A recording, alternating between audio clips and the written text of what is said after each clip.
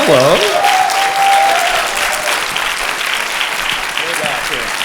How you guys doing? That's what I'm talking about.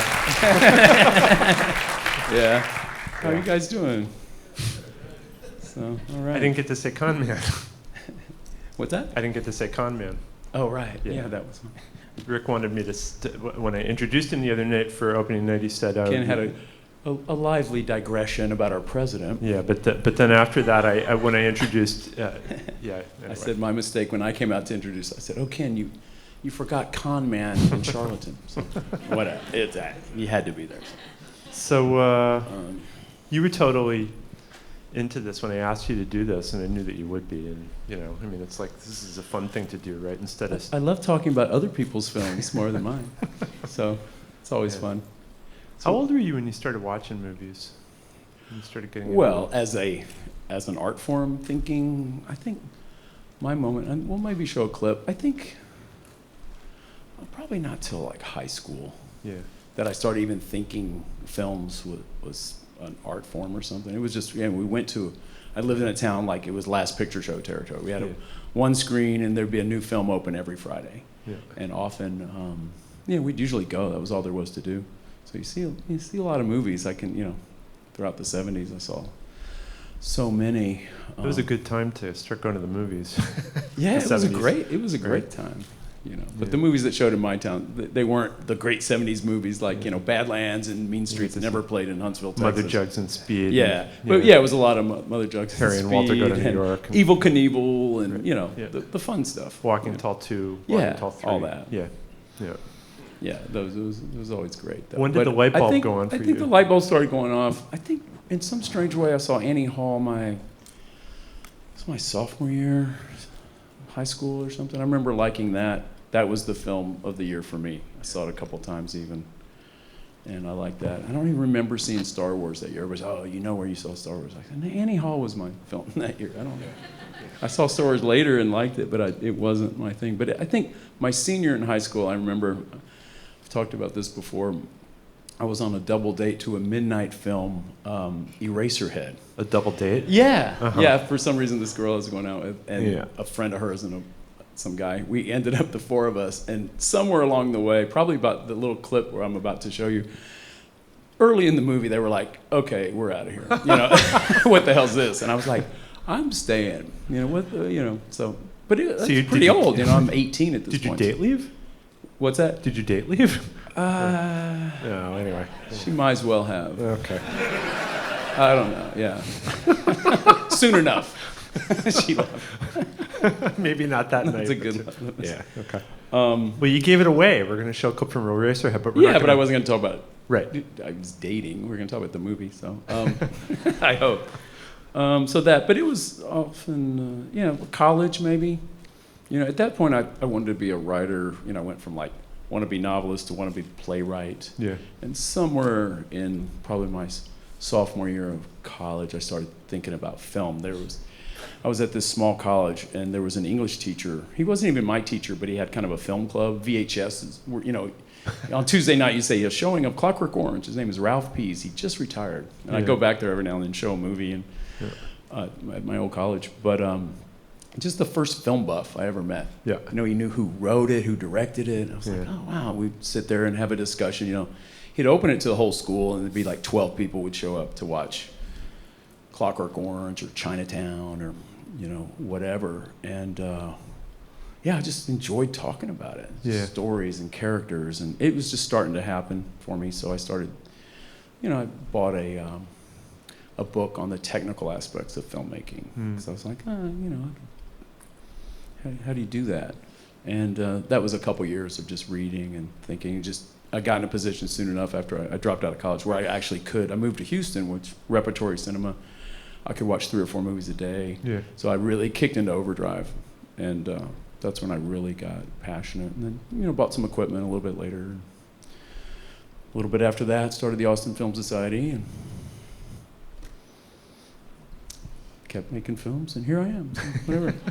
Talk about other people's. But you dedicate your life to it, is what happened. Yeah. I talked to people who they kind of like films and they kind of want to do this, or they thinking about that. it's kind of like actors or just any artistic medium. You can't just dabble and be kind of interested. You have to dedicate your entire life to it and really let everything else go to whatever degree you can responsibly do that.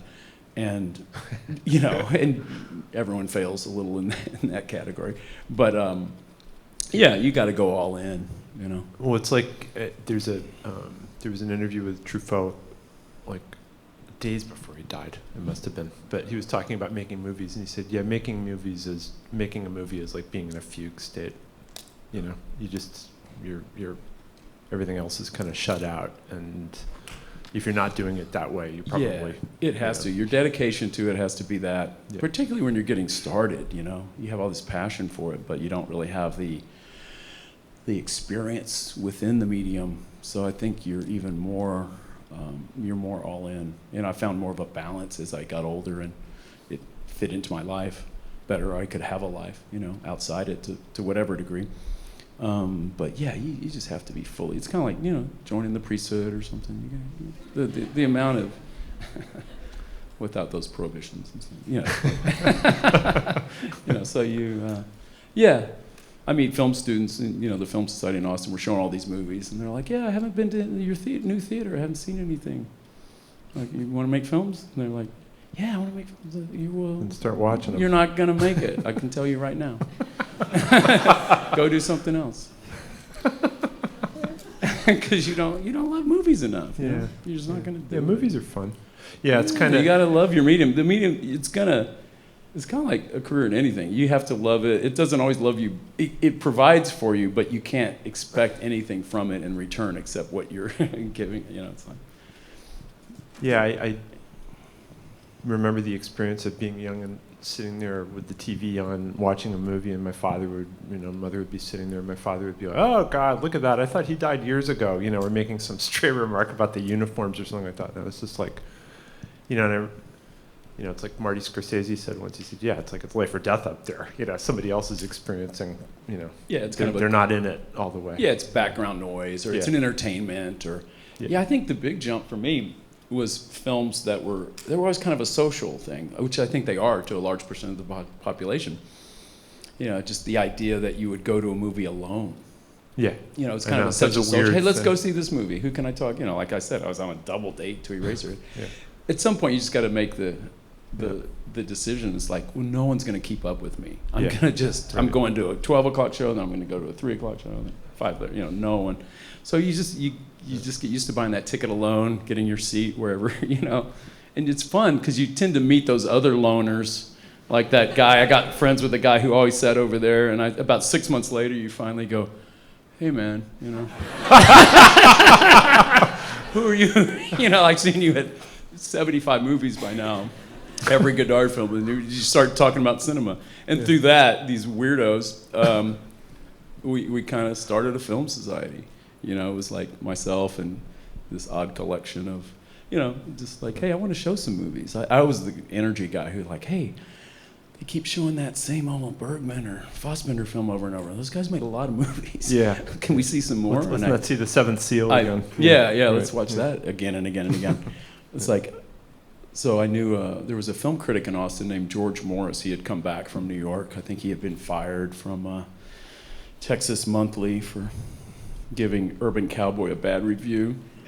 And he was an older guy, and he knew New York distributors, and he kind of, I was like, he told me about that. He had worked at, I think, New Yorker Films for a while, and he knew Dan Talbot, and Dan Talbot gave us, I did this Fassbinder series. It was the first director retrospective we did, and he gave us all the films for $100.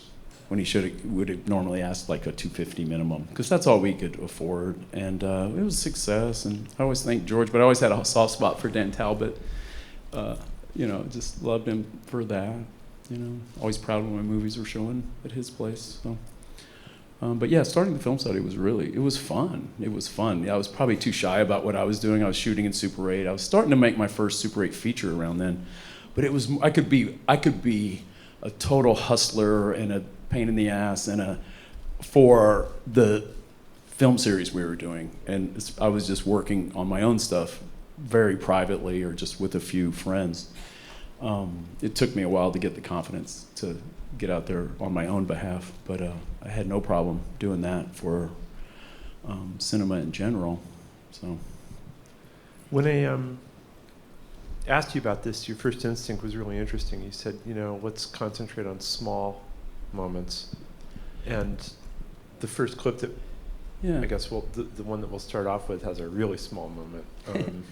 Yeah, because I was thinking about it. It's like, well, what is film? To me, it's moments. I wanted to show, like, it'd be one thing to show, okay, these are my favorite films and my favorite scenes, but I thought, well, I'll show, obviously I'm not going to show anything from a film I don't love, but kind of a moment, and not necessarily the best moment of the movie or the emotional moment. It's just a moment that jarred me, not so much as a viewer, but as a future filmmaker, like kind of the language of cinema, as I was really looking at films as a wannabe filmmaker, kind of going, oh wow, look at that detail, or wow, you can do that, or what does this mean? So I think it's how that jostled around in my filmmaking brain, more so than just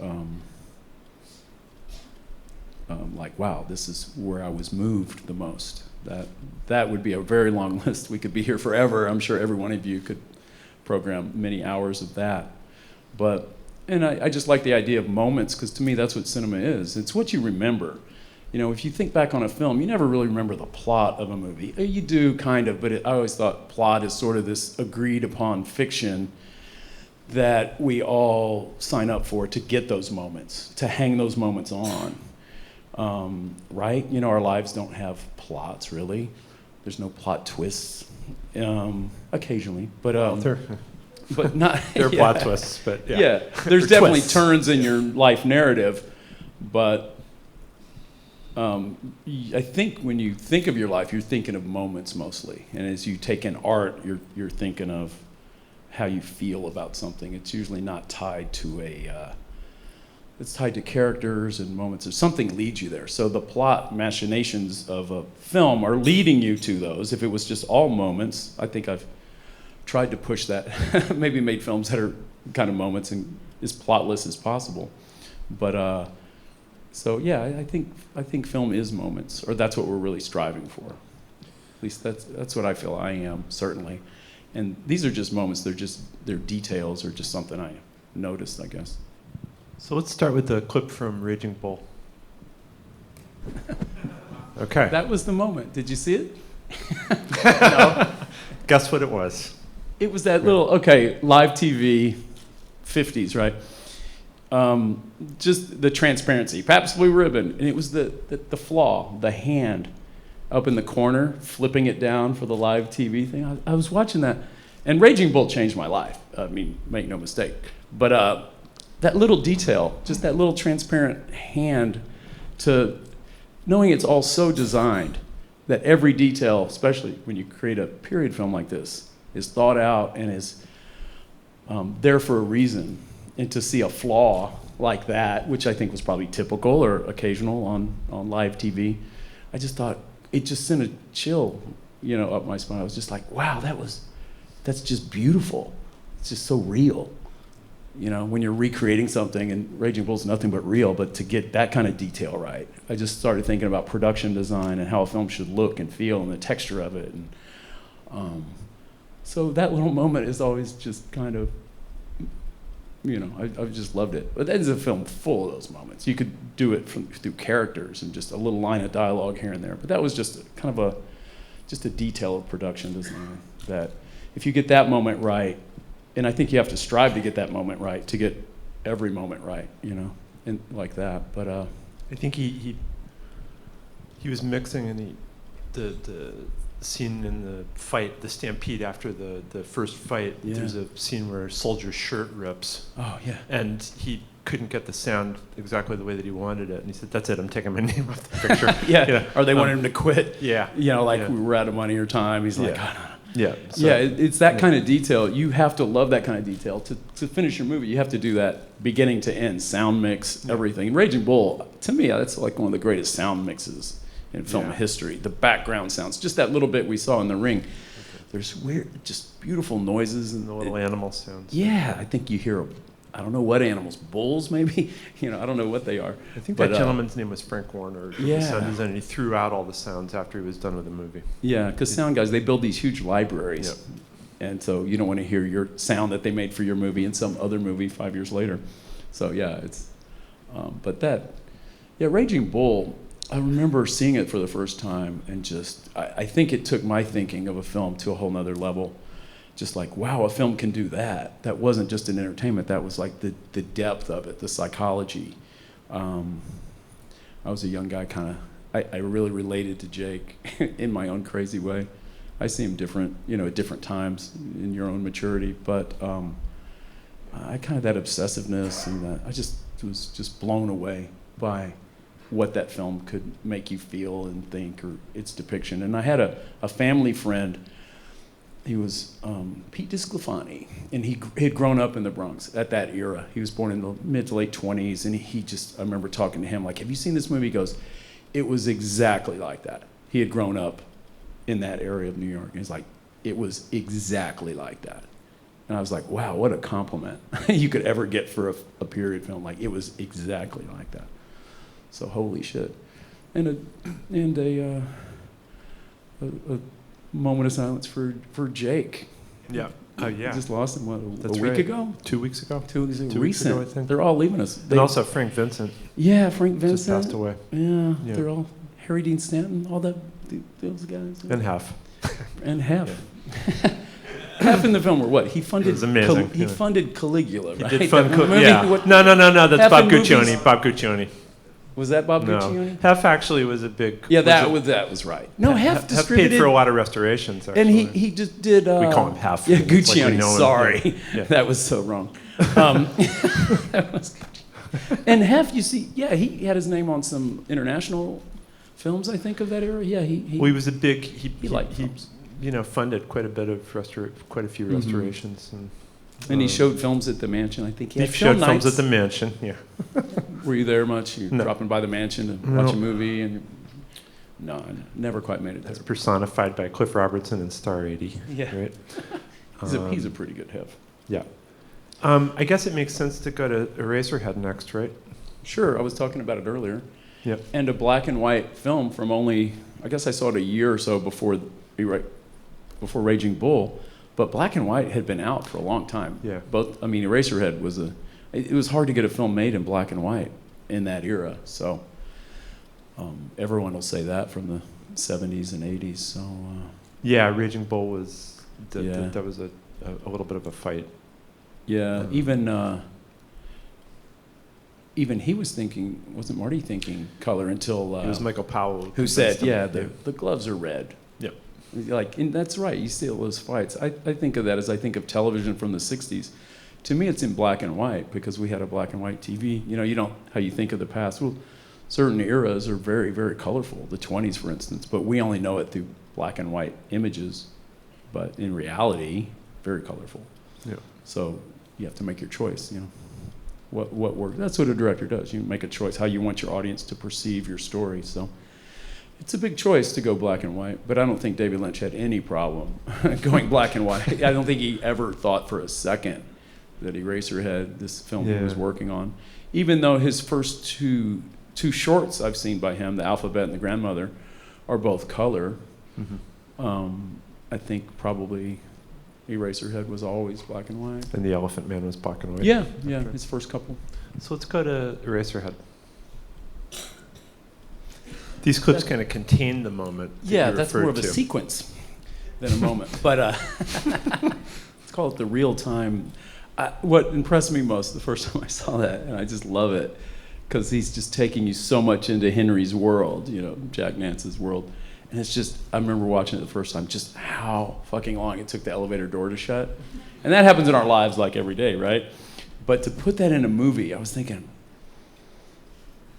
and then the real-time ride up to the floor and it just blew me away. It's like, oh, film can do that. It can kind of put you in a real-time, for psychological effect.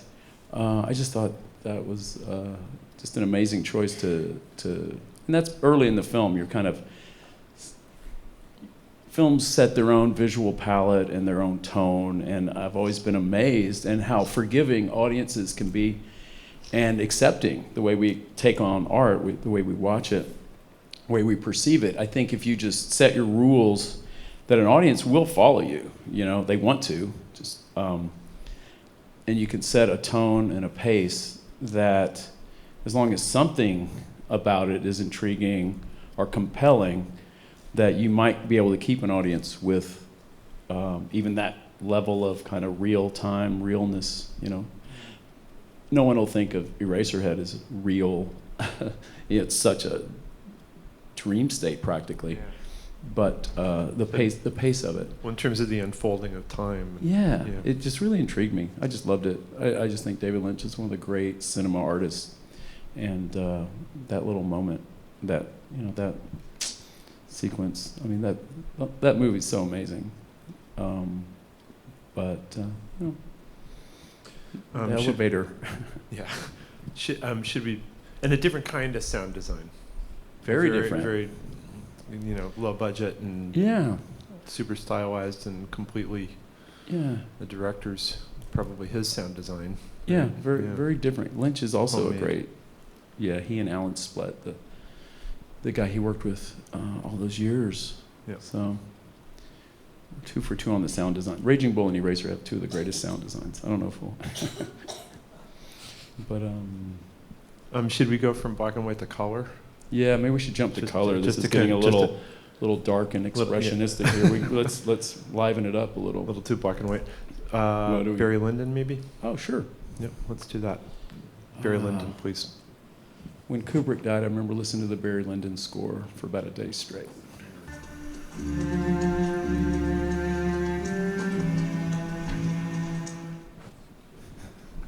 Nothing like the narrator giving away the ending of the That to me is such a bold. I always loved voiceover. People, the Cinema 101 is like, don't talk about it, show it, Yeah, no narration. No narration, no voiceover, no Movies narration. have to move. They shouldn't. Yeah, all these rules. Mm-hmm. But even though I haven't used much voiceover or narration and things I've done, I just love it. And seeing Kubrick's reverse beautiful zooms and I just, what point in the movie? We're more than halfway, but still we're about like 3/4 of the way through the movie, and it's kind of so beautifully perverse that when Barry, for all his trials and ways, has achieved that's his peak of happiness, that he is a good father and he does love his son so much, and his life is at that point to be told, okay, this is the peak. It's all downhill from here. And the trappings of such a beautiful, gorgeous movie. I don't know.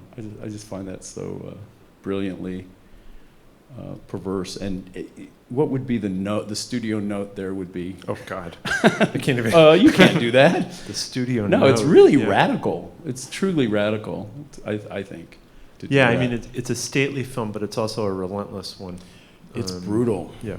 And it's in the most undercutting, subtle, the tone of the narrator's voice even is so. He just takes you on that little journey. And people, I guess, I was too young to see it in its day, but sometime in the 80s when I saw Barry Lyndon, its reputation, having loved all the other Kubrick films I'd seen at that point, it just, back then before DVD or anything, I just hadn't seen Barry Lyndon. It hadn't played, and it was just this coffee table film that wasn't Kubrick's best or wasn't a big hit or whatever it wasn't.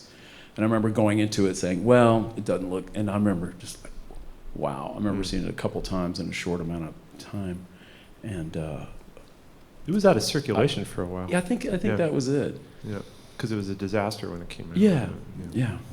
So I just think that's commercially one of his most sublime, beautiful movies, and I just like voiceover. I think that Age of Innocence has a little bit of that tone, with a narrator. But she was to die thinking the world was a good place, a good place, or like Edith Wharton's words were just so like, Well, this particular example that you chose, though, actually reminds me of another movie that's not narrated, but where people bring up the same issue, which is Vertigo. Oh, yeah. And halfway through the movie, you're hearing a letter that she's written, but that she doesn't send, where she basically explains the entire... Yeah, before he does. Yeah. Yeah. You are informed. That division of knowledge is always a fascinating element. And as a filmmaker, it's really I think it's the main storytelling element of any movie is who knows what, when, and what do you want the audience to know.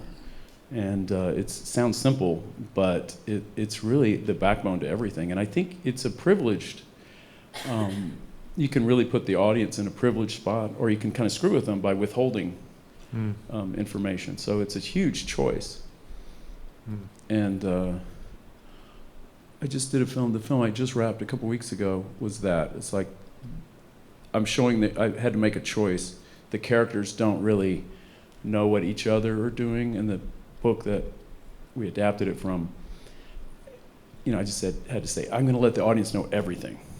And I'm not through voiceover, just through showing them. And I'm not going to let the characters know what the others know. It was the first film. It's a little more plotty than most things I do. This is Where'd You Go, Bernadette, coming out next year sometime. But I just made that choice. But I was thinking of movies like this that just, okay, who knows what, and you can kind of privilege an audience, and it's kind of fun to know more than what you're watching. So Vertigo, I just saw a beautiful 70mm print of that, actually, in Seattle, just a few weeks ago. But yeah, that moment is like, wow. Hitchcock, and he's the master of leading you exactly where he wants. So yeah, that'll set up, I guess that obviously sets up the next clip. It's a good segue into Hitchcock. But I should say that it's interesting because Barry Lyndon's based on a novel by Thackeray, but he narrates his own story. So that's all Kubrick's invention, the narrator, the omniscient narrator. And, right. Yeah. Yeah, I haven't read the Thackeray, but it's... read 10 pages of it. Right, yeah. I would like to, just to study, knowing the film really well. It's a rollicking kind of like... Well, it's the luck of Barry Lyndon. Yeah, that's right. So I'm sure Kubrick's is better. Yeah. They're always like, the film is not as good as the book. I'm sure the film I think that in this case, the film is better than the book. Absolutely. Minor. Anyone want to disagree? Maybe.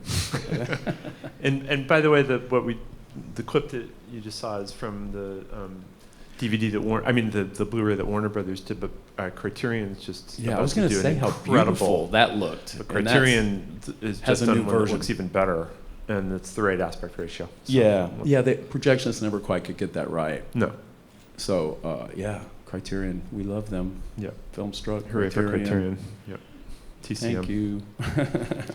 So let's go to the Making clip our from... Yeah, a young person now has no excuse. You guys, have you seen that yet? We used to, travel around the world to see films. It's all available. It's great. Let's go to the clip from Psycho. Another very perverse moment of... I just think Hitchcock is so brilliant. But this one always impressed me as like, oh my God, the power of cinema and identification. Like, think about who we're just pulling for there to get away with what he's... Or, Hitchcock pulls you so successfully into his point of view that this guy just killed the...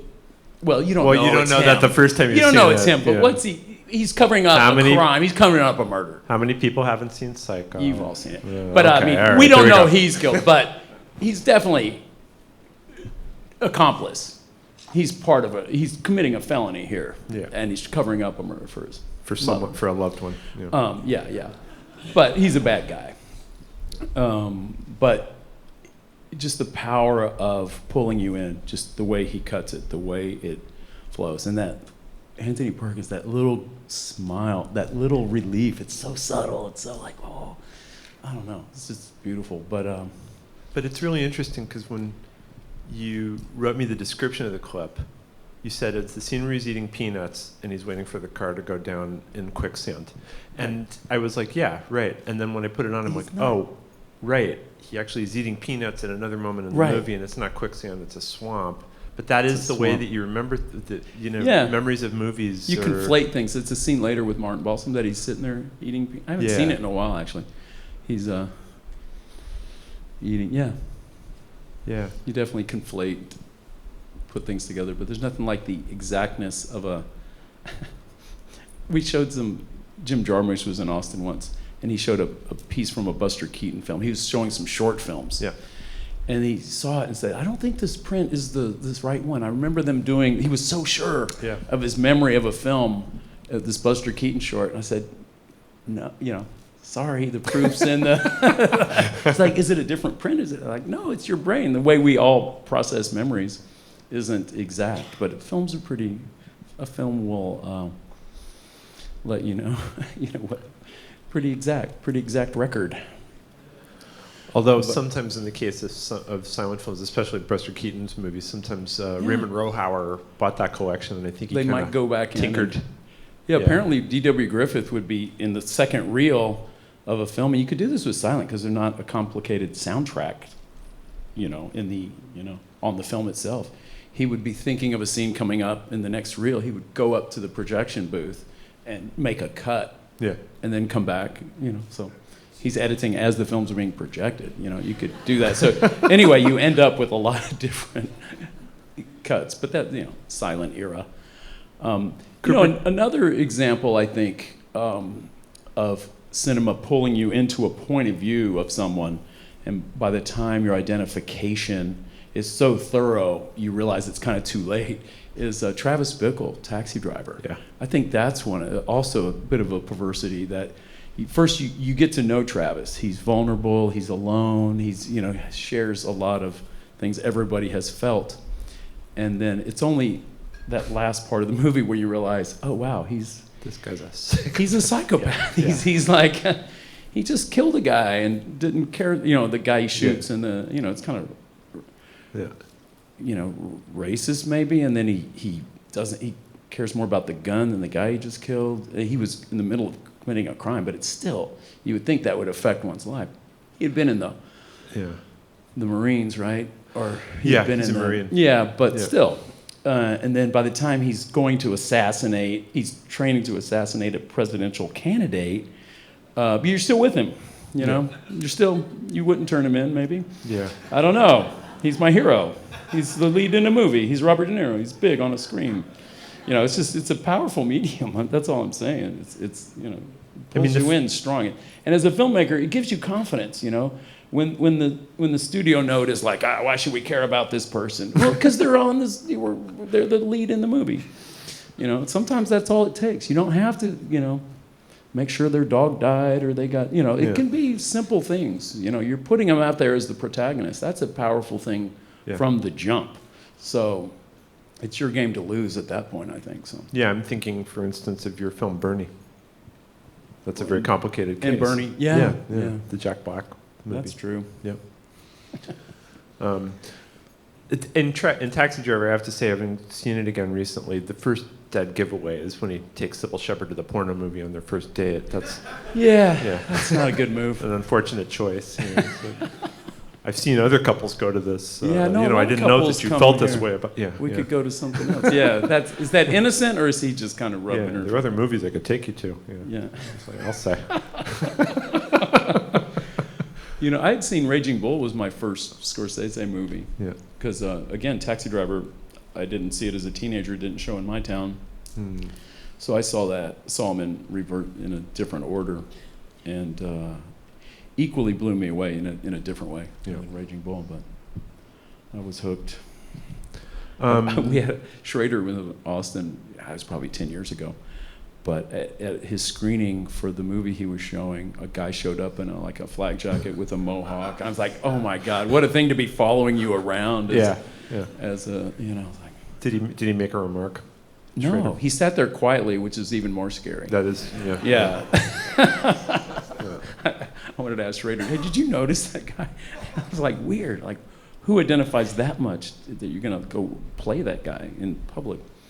I don't know where that goes. Anyway. Well, you mentioned, again, a good segue, you mentioned Jim Jarmusch before doing the Buster Keaton movie in Austin, so we have a Yeah. Buster Keaton clip. And let's go to the clip from The General. I think it's one of the greatest like reaction shots in film history because it's so deadpan. You know, it's such a big effect. The biggest early special effect. I mean, that's not a special effect. Keaton really dropped a train into a river, and apparently it was there for like the next 25 years or something. Yeah. Have you ever read that? Like they didn't know what to do with this big train, and they just kind of there it was left. So Keaton was that's just so gutsy. What if it wouldn't? I mean, I guess they had, set up the fire and done the bridge to collapse, but Peckinpah did. what if it wouldn't have? Yeah, I like it. Like, what if wonder how many cameras they had going. What if it would have jammed? What if it, it's just such a big moment. And then to be, narratively speaking, within the movie, to have the confident general just to turn to him and he just looks. He doesn't grimace. He just. It reminds me of those Russian. What are the those? Lev Kuleshov. The Kuleshov experiment. Yeah. When they cut to a close up. I think when people were really inventing and thinking about cinema, the Russians were good at that, weren't they? They did all right. They cut away to something horrific and then cut back, and the audience felt, oh, they gave an expression that they didn't really give. It's the same close-up as the one before, but you're projecting on it whatever you saw in the other shot. That's not really in, it just reminds you how much you're participating. But as a filmmaker, I thought, oh, you don't have to, the characters don't have to react the way you would even in real life necessarily. And sometimes the more neutral you make them, the more you're in a subtle, unconscious way demanding the audience participate in your movie a little bit. If it's not annoying, but if you have characters laughing a lot when something's funny, that's annoying, Like I want to be the one laughing in the theater. I don't want them laughing. I'll let you know if it's funny. That right. Kind of attitude. So it's sometimes fun to have in a black comedy, certainly. I've directed enough comedies where I'm always telling the actors, like, well, none of you think this is funny. Don't right. play the laugh. I mean, it's funny. You have to have confidence in your comedy, and it's funny. But sometimes the more neutral they can be and play it, the more deadpan. It's all happening in your brain, really. I think your reaction. So it just depends on the tone you're going for, obviously. I mean, the scene in Last Flag Flying where Steve Carell is identifying his son's body, I'm thinking of now because that's just not a scene that's shot or played for as a tear-jerking moment, and probably would have been by it certainly could have. A lot of other people. And it's funny that the contrast there is like what's going on with the guys at the coffee mess. Right. It's actually funny. They're saying really funny things to each other. All right, they're not laughing, but I think they're funny. And then, the most horrific thing is happening across the room that you could imagine. Yeah. So that's how life often unfolds. But and I never crossed my mind to show the specific of what he's looking at. No way. Some things you can't really represent. I think cinema shouldn't try. Yeah. That makes an interesting segue to Pickpocket, I think. So let's do that clip from Pickpocket. That's a movie that launched a lot of other movies, boy, and a lot of other filmmakers, huh? Yeah, you see that kind of precision. I mean, no one has the precision of Bresson. I don't know what it is. We can talk about Hitchcock all day as far as leading you, but Bresson in a very different way, kind of this elliptical storytelling method that he has, and I just love. He's not afraid to cut people's head. Notice it's not about the faces so much here. It's really all about that guy, but I just love the sequence so much. It's a real high point of that movie that he's gotten better at his pickpocketing, his own crime. I mean, he hooks up with these other two guys, and it's kind of a wordless relationship. These kind of honor among these thieves. They get together and they have this. This sequence is just so, I find it just breathtaking and not a word, It's just a wordless, and it's goes on for a while. It's just it's beautiful. But I love, I think Bresson is one of those, just that handful, that special handful of directors who really just had their own language. They just created their own cinematic language and answered to it their whole career. And that's one of his leanest movies. It's only about, how long? 75 minutes? Yeah, it's not even Maybe 80 not even. minutes, but you get a full story. It's an adaptation of Crime and Punishment, so, and also great voiceover too, But you were talking before about acting in films, and in Bresson's films, no acting. There is no acting. No acting, no actors. And again, I think it's that you identify with his character so strongly, but he gives you kind of a blank canvas to project your own feeling and emotions on. He had a way of his casting, and he called them models. He didn't call them actors. And he wasn't really interested in anything performance related. It was just stand here and do exactly this. And but he always found these kind of beauties, these really striking images through his actors. Long parade of really interesting looking people that you project all your own feelings onto. So you have to participate, but his stories are so lean and perfect. This was a kind of a mid to early-ish film, I guess. He made films a little later, but he made films for a long time. I think L'Argent, his last one, is maybe his most perfect, but this is a pretty perfect movie too. Mm-hmm. It's watching this now. One thing that occurs to me, but that's always a feature of his movies, is there's very little direct sound, and the soundtrack, the sounds of those footsteps and of the train whistle, everything are so carefully composed and coordinated to the cuts. It's a rhythmic. Yeah, in the same way he wants you to be looking at just the hand on that, the suitcase and the money sticking out of the thing. He wants you to only hear this. It's not, he never just has a general soundtrack of what it sounds like to be at a Paris, on a Paris train or something. Mm-hmm. It's always very specific. And he's just, the detail. And he was doing these films on a very low budget. It's an interesting cinema note that here was, Bresson was probably in his late 50s when he's doing this, I guess. And the Pickpocket crew would run into the Breathless crew on the streets of Paris. Yeah. And he complained to Godard about, he had such a low budget. Isn't it funny when you think of these masterpiece films, but I always jump back and go, there was some filmmaker complaining that he didn't have enough money, and he only had extras, because a lot of the film is just him and a few actors, but he had these public scenes. But he only had a few days, and he had like 75 extras for those few days. Mm. And if you look closely, and I've seen this film so much. You see the same people. You see, like the woman carrying those two, like that luggage, she's in other scenes. You get to know them, and then you say, oh, well, she wouldn't be there and there, but he only had them for a few days. So it's pretty funny. But but what he was able to do is breathtaking, I just think. Yeah. Well, when you mentioned the fact that he often focuses on people's hands and their waists and feet, a lot of entering doors on handle, doors opening and closing. He has these kind of recurring visual images in all his movies. Yeah. I remember going to see L'Argent at the New York Film Festival in 1983, and in the middle of the movie, some guy in the audience just screamed. He's like, "Knees, arms, legs, doesn't this man know how to show a face?" Yeah. Like at the top of his lungs, in the middle of the movie. Doesn't he know how? Yeah. No, he doesn't know how to show a face. Yeah, he forgot. He shows incredible faces in L'Argent especially.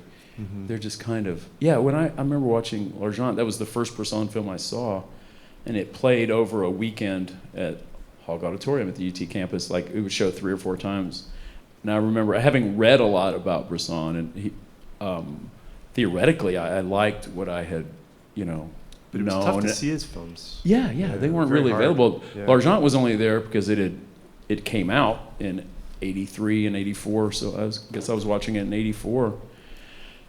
And I remember going Friday night and watching it and just like kind of like it sort of was forewarned. I guess I'd read a lot about his films, but I was really kind of struggled with it the first time I saw it. Yeah. And then the next time, by the end of the weekend, I had been converted. I totally felt I got it. And I also had read the Tolstoy story that L'Argent is based on. The Forged Coupon. Yeah, and that helped a lot too. I was kind of seeing how he adapted that, what he was really trying to tell. Mm-hmm. He leaves out the entire second half of the story. Yeah, the redemption part. Yeah. He just goes to the, he ends it at the worst part of the movie. And that was his last film. I know he lived quite a bit longer, but he was old, but he was trying to make a few more films. Genesis. He had a film project from the creation Genesis. to the flood. Yeah. I actually got a letter from him. You know, the film I showed in retrospect, I had shown 10 of his films in Austin, and I wrote him a letter and sent him flyers and stuff, just out of the blue.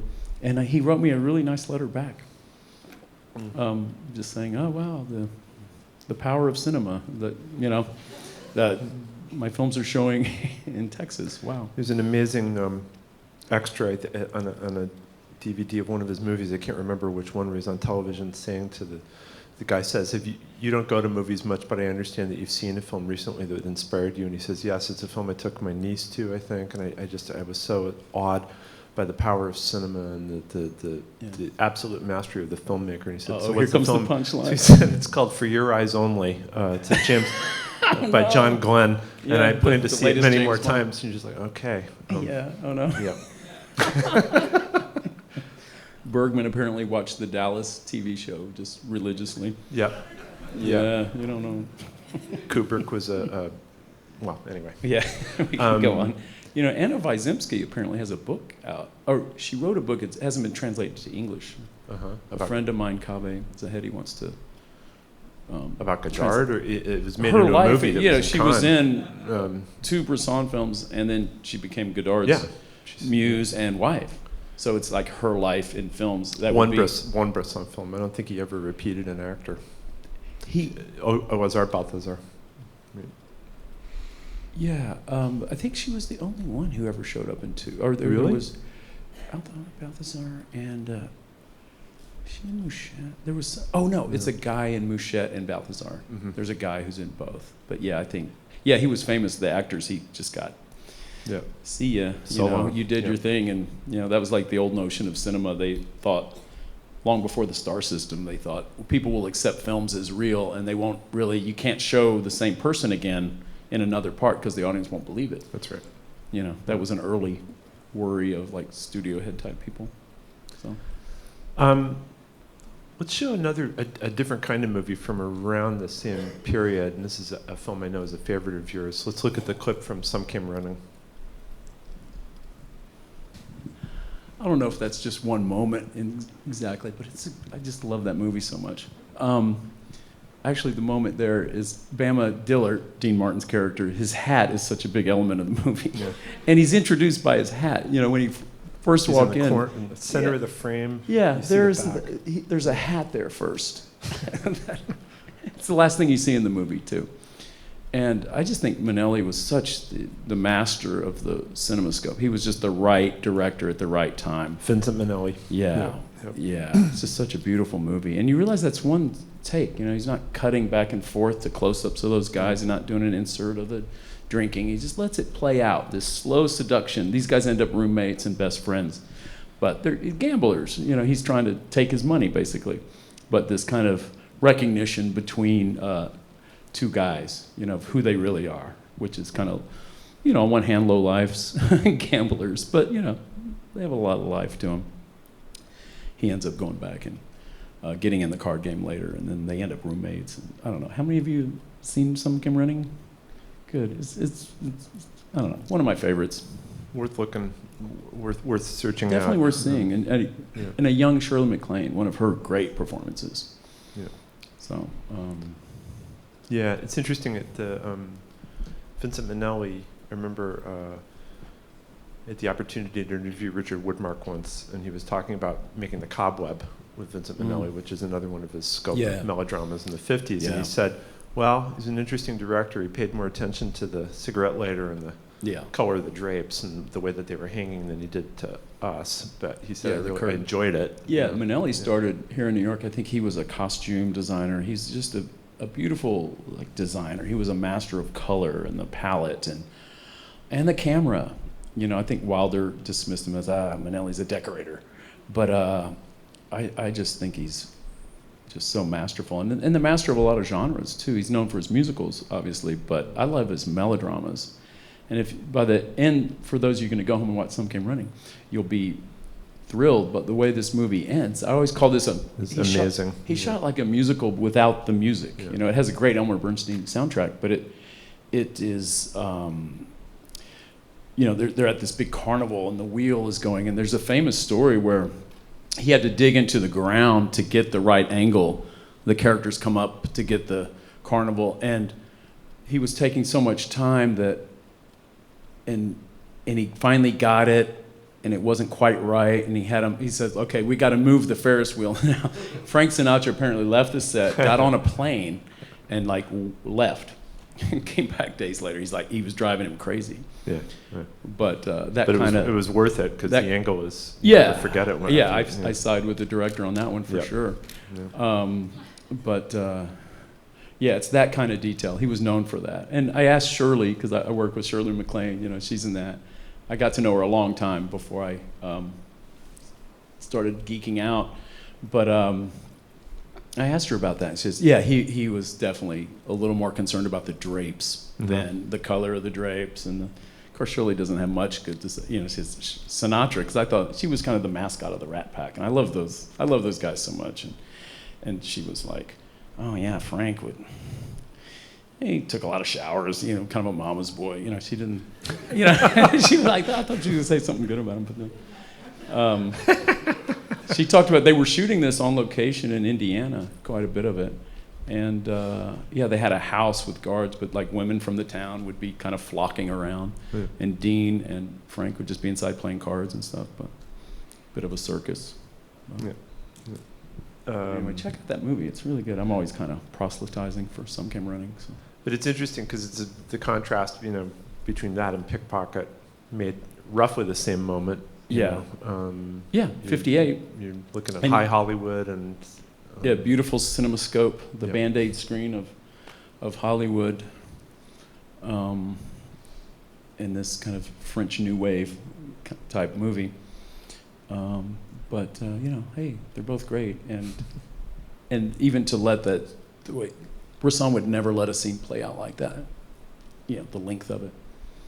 But because I mean, he wasn't interested in those. Especially between two actors who are it's not in his cinematic language. Although it's interesting, I think he took a long time trying to make Lancelot of the Lake, and at one point was trying to get Burt Lancaster and Yvonne De Carlo. Really? Yeah. Well, you know, I'm glad that didn't work out. I never heard that. Yeah. But the good thing about CinemaScope. Or Natalie Wood. Yeah. Wow. Yeah. The wide angle you can actually get. I've only shot scope a couple times, but you can kind of get two close-ups at once. You know, it's not like you can't get if you have look how far apart they're sitting and yet they're in the same frame. Hard to do in certain aspect ratios. They won't fit in the same shot. So, but CinemaScope allowed that, and I think it's a beautiful era. You know, you have to pour a lot of light into the. Especially back then with the film stocks, but it's beautiful. I think Preminger and Minnelli to me are two of the masters, and Nicholas Ray too. You know, of the CinemaScope screen. You know, it's an art. Well, you know, it's still around, but I don't know. It's something special about the way they shot them back then. So. Let's look at another CinemaScope movie, The Long Goodbye. There's one specific thing in that. Yeah, it's just again, I'm in love with like flaws that I think what Altman's going there is for such a naturalism that clearly it's a mistake in mid-take or toward the end of that take. You know, Elliot Gould, somehow that cigarette does fall off his leg, and the way actors do in a play, you have to incorporate what might happen if someone gets their foot caught on a thing or forgets a line. It's all kind of live and you do it, but film can be pretty specific. If you make a mistake, cut, let's do it again. But it's in the movie. I was like, oh, he made a choice to go with that flaw, just because it kind of felt real. If you're, the way Sterling Hayden comes in the room, it's like, you drop your, and you see them both kind of lean down. It's kind of an awkward moment, but it's kind of what might happen in life. Like, I dropped my cigarette, so, he's gonna, so. Is that a polite thing, or is it an actor in the moment? But I love that movie so much, and that's another good, those 70s Altman films in CinemaScope are always beautiful. The camera is always in motion. Always moving, and he was the master of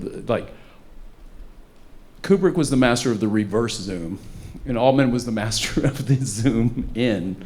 You put them together, I don't know what you get, but just beautiful stuff. And I love this film, and I love Sterling Hayden so much. I think it's one of his great performances, and Elliot Gould, obviously. So, such a great, just rejigger the. Altman he tackled so many genres doing an Altman version of it. If you haven't seen this or his other films, who's seen Long Goodbye? Yeah, everybody. There we go. That's not everybody, but it's just that talk about moments. Long Goodbye is just one just incredible moment after the other, and again glommed onto a plot that someone's taken some money. He's left Terry, whatever his last name. Terry Lennox. Yeah. The Jim Bouton character. Played by Jim Bouton. Yep. So he had a great way with casting. Henry Gibson is in it, so I don't know. And that was one of the great decades. Altman in the 70s, Ashby in the 70s. I think Truffaut. The 70s were a good decade for a lot of great filmmakers. But I think of Truffaut and Bob Fosse. Yeah. Just such a great era. But the way that film looks. Francis Ford Coppola made some good movies, I think. Sure did. Yeah. But 4 great. Mm-hmm. But Altman made a lot of them. Altman had a deal at Fox that I don't think any person in his studio. Well, I guess Woody Allen has a similar situation or has had. But Altman had a great deal with. I guess Alan Ladd Jr. was running 20th Century Fox in this era, and they trusted Altman. He had not really had many hits except MASH, I believe. That was his big hit, 1970, and he could go into the studio and say, I had this dream the other night that there were these women in a desert, and there's a car, and there was 2 people, and I kind of want to make this movie. He's like, yeah, go do it. Yeah. Here's $1 million, go make that movie. And you get 3 women, it's like some. So he kind of was on this roll where he was getting everything.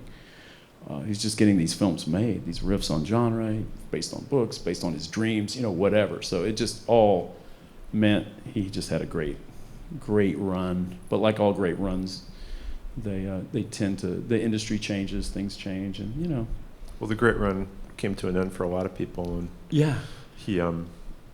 he adapted by making smaller films based on plays for a while. Which I found really encouraging. I guess he had a bomb with Popeye, and the industry had changed a lot. Post Heaven's Gate, so the story goes. Hollywood was becoming more corporate, and for a long time he was doing these very low budget, and they're all wonderful. Streamers, Come Back to the Five and Dime, Secret Honor, these kind of one room, or they've been usually some plays that he had originated.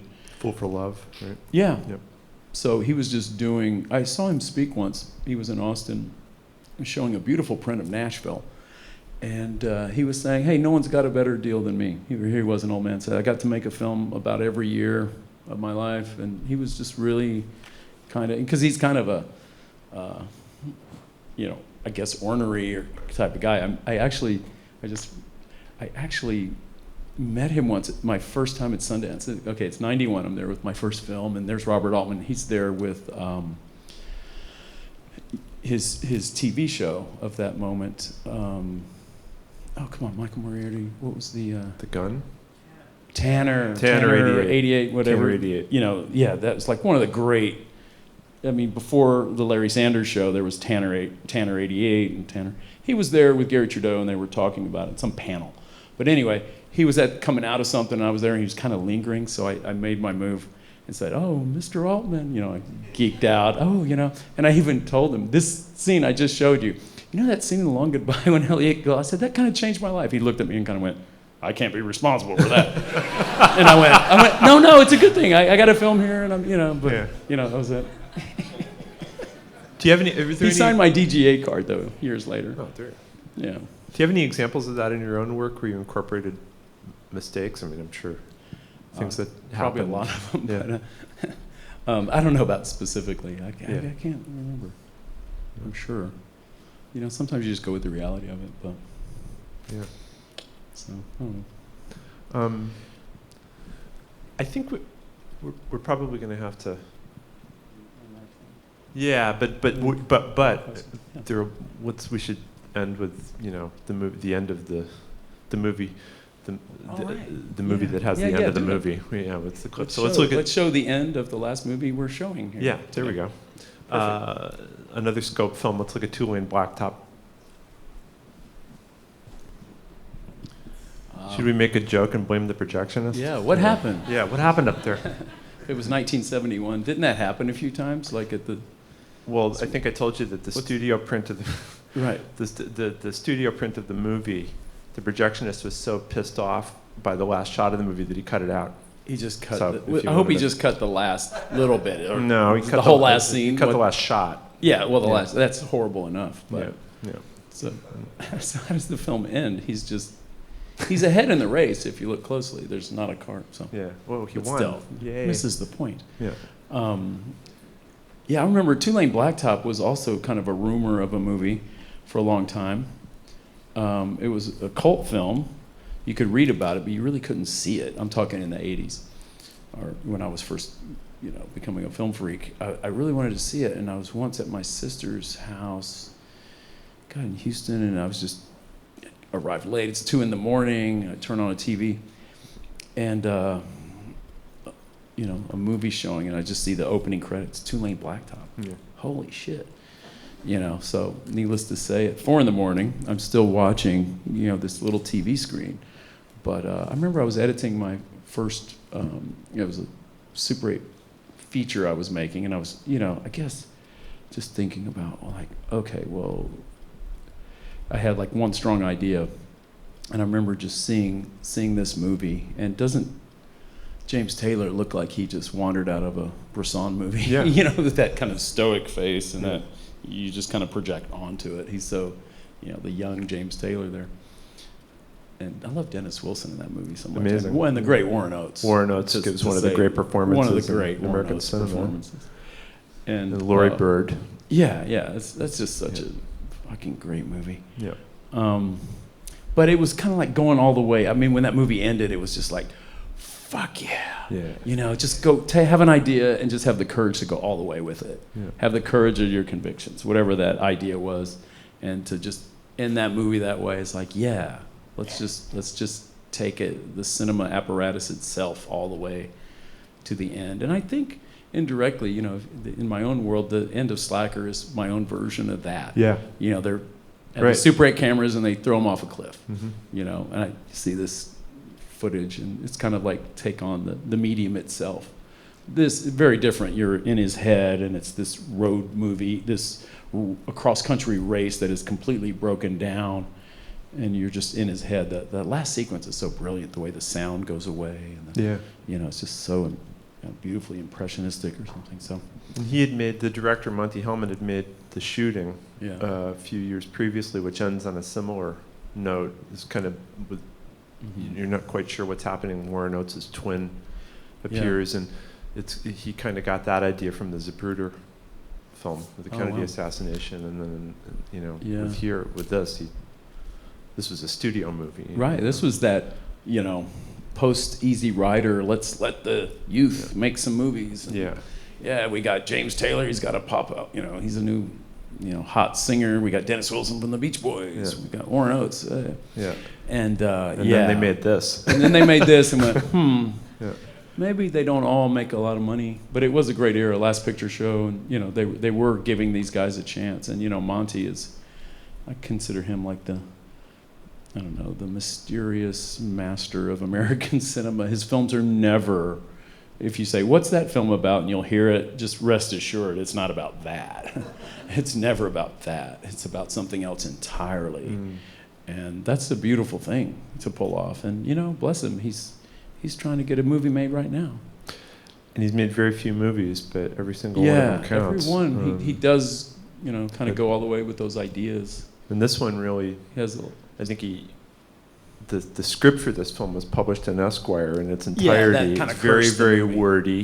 He Yeah. shot the whole thing. He shot it all in sequence and gave the actors pages as they went along.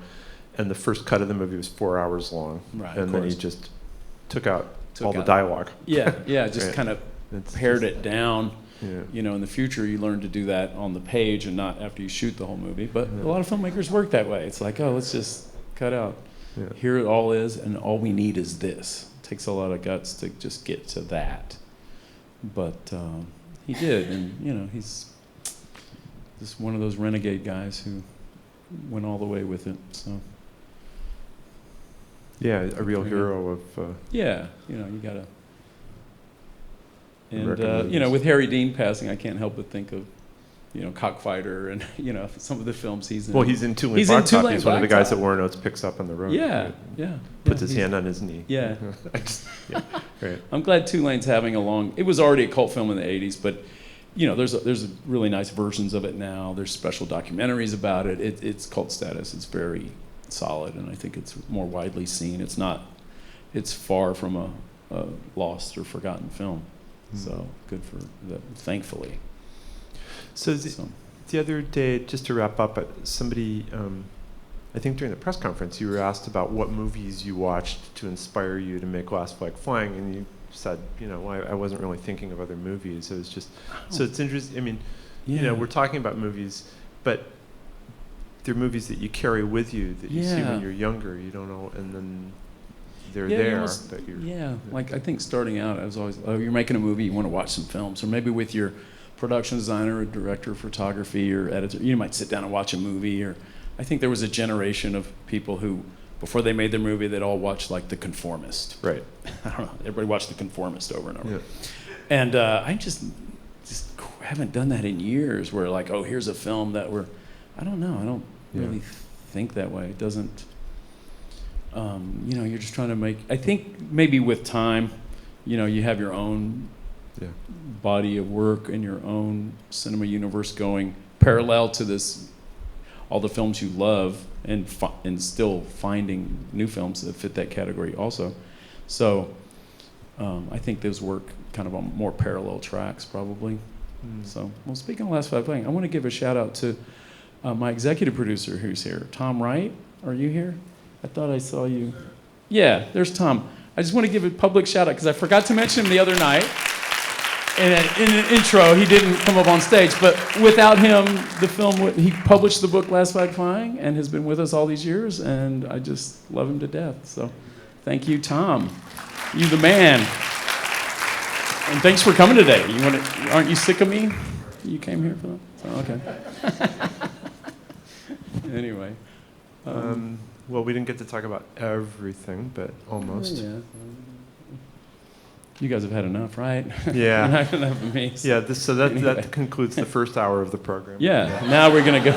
Yeah. Now then we're going to get into the hard stuff. Right. Thanks a lot, man. Anyway, Thanks, thank you guys so much for being here. Have a great rest of your festival. See a lot of great movies. You want to announce the Schrader?